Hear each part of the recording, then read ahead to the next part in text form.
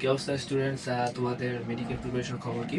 তোমাদের কিন্তু মেডিকেল পরীক্ষাটা কিন্তু আর বেশি দিন বাকি নেই, ৪৪ বা ৪৫ দিন সময় বাকি রয়েছে।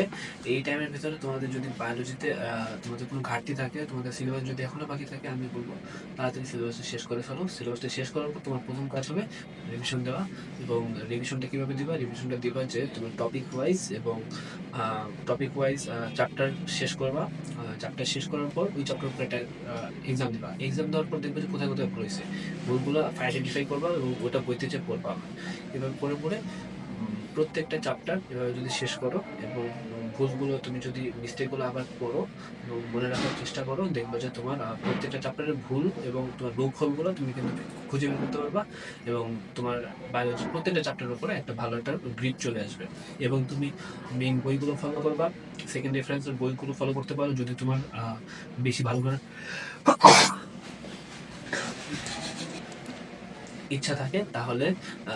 আর চেষ্টা করবা যে যাতে তোমার বায়োলজিতে ফুল মার্কস সেন্সর করা যায়।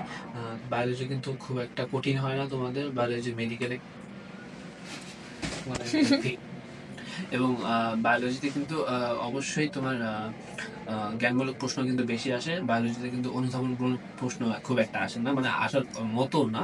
তুমি চেষ্টা করবে বায়োলজিতে 30টা কোশ্চেন আছে, 30টাতে 30টা যাতে তুমি পারো।